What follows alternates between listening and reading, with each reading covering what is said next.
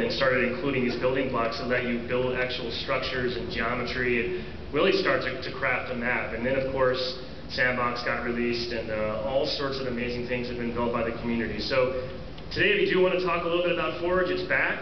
As you would expect, it is better and bigger, and there's lots of new stuff in it. So Chad, being one of the designers who has probably spent the most time in Regis Forge of anybody at the studio, is going to give you a tour of Forge 2.0 and I think take us beyond the canyon today.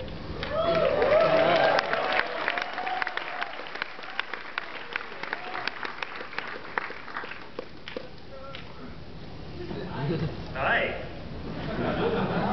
Hi, what up?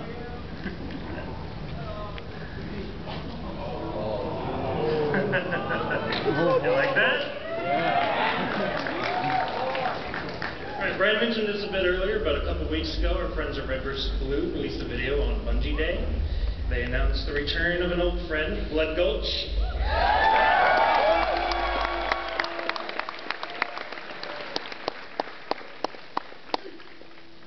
Now we call it Hemorrhage.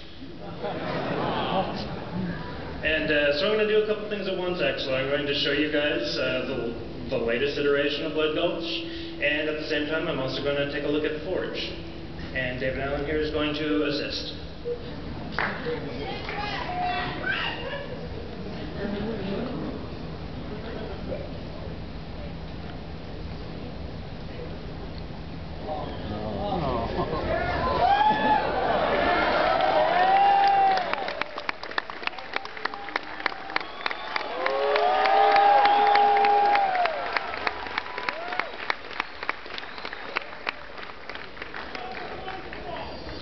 Welcome back.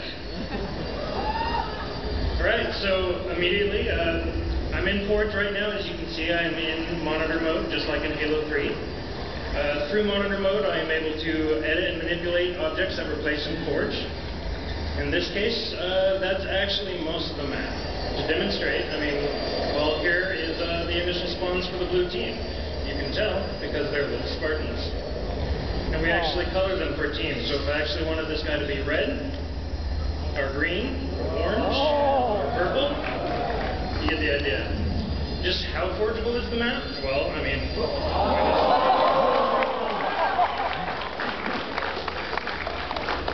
pretty forgeable. You'll see you'll notice that these guys, this is definitely blue base. But as with the spawns, I can go in and I can change the color, and now it's green base. So then you'll notice a couple of new Forge items around the map. For example, this guy right here. As soon as I go over him, you see that large green field.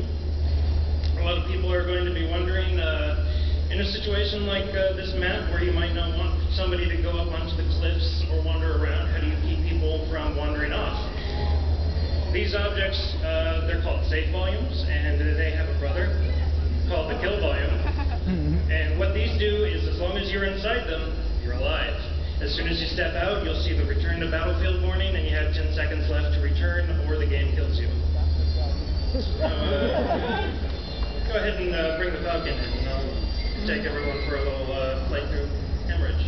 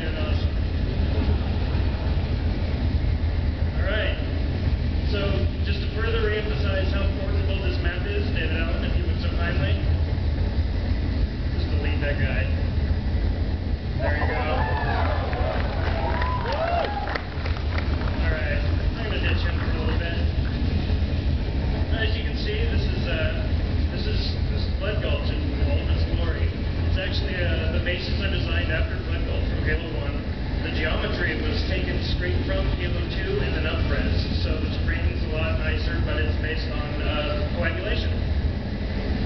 And alright, so Should we finally go beyond the canyon?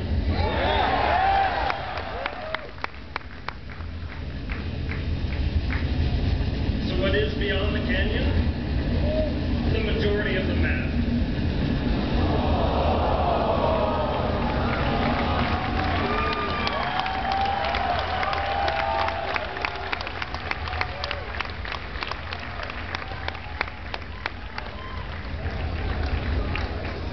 So now that the ruse is up, Blood Gulch, or Hemorrhage rather, is the map variant of a much larger map that we call Forge World.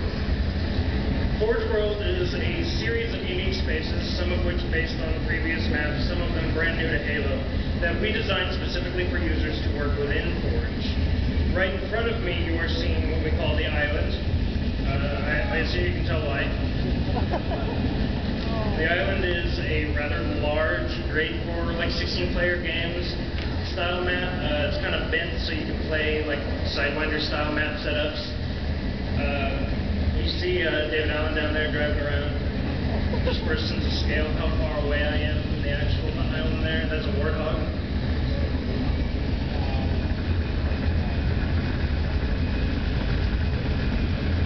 Pointing out that we've built a ton of objects for Forge World. Forge World actually has, you saw the bases are all Forge pieces in Blood Gulch. There's actually about 150 pieces built specifically for this map, specifically for building objects and building bases, building whatever the way you will. Excuse me, the way you'd like to. Let's go over a couple more of the spaces here. This is the rock. Again, we're very creative with the names, the rock, the canyon, the island, Forge World.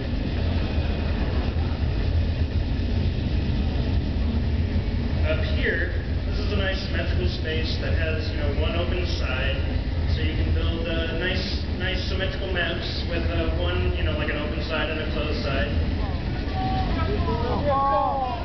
Oh, I guess you guys want to see down here.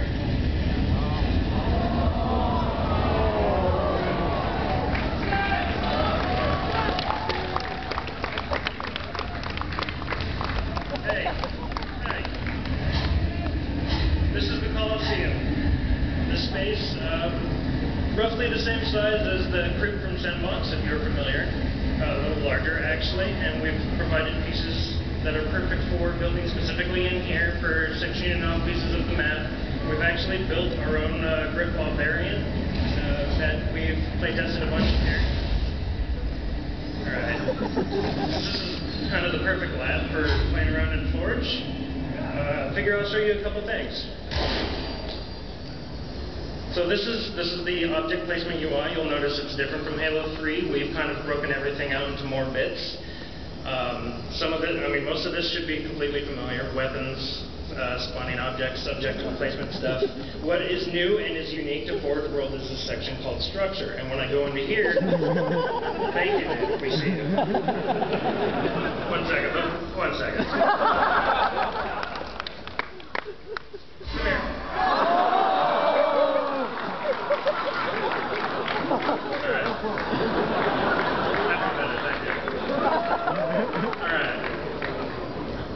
So let's go to structure now. You see an entirely new section of objects specifically built for this map. And these pieces, as you can tell, we have a huge library of pieces that we can go through. And some of them are very simple. Now, as I'm placing this object, you'll notice that instead of the object moving when I move, I actually orbit around the object as long as I hold on to it. So like 20